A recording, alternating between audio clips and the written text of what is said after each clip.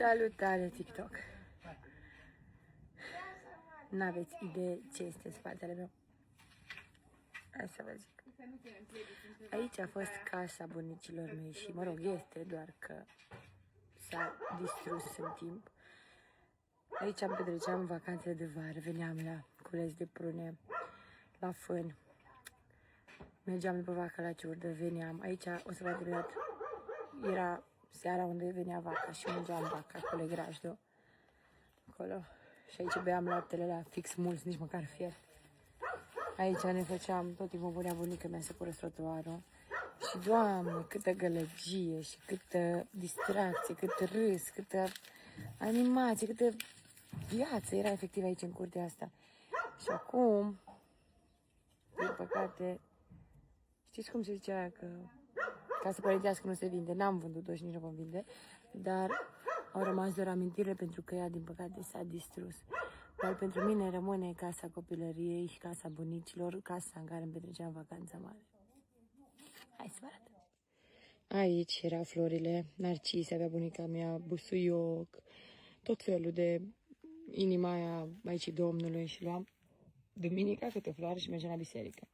Aici aveam un bazin în care puneam pești, dar s-a acoperit. Și aici era casa, o să vă duc și înăuntru. Aici e curtea, înaintea grajdului, cum ar veni, și erau plini de animale, vaci, cai, acolo legat de stâlp, stâlpul de la vie, lega vaca. După aia o ducea în grajd, acolo era cotețul găinilor. Deci eu cumva, acum când mă povestesc, pentru mine e așa un fel de vizualizare. Da, iubire? Nu. Și aici era cuptorul unde bunica mea ne făcea pâine și plăcinte. Din păcate, totul s-a dus. Nimeni nicăieri.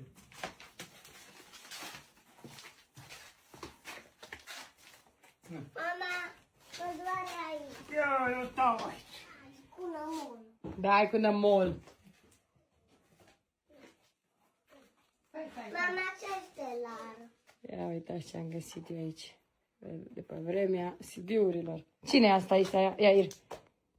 Mami. Deci, da, frunzulițele alea roșii. Fii atent. Acum dacă... Fii atent. Uite, vezi? Fac așa.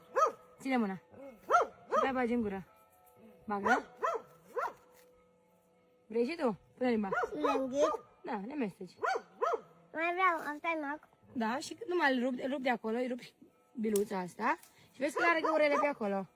Tu îl răstorni, trebuie să ții palma și ți-l răstorni în palma. Vrei?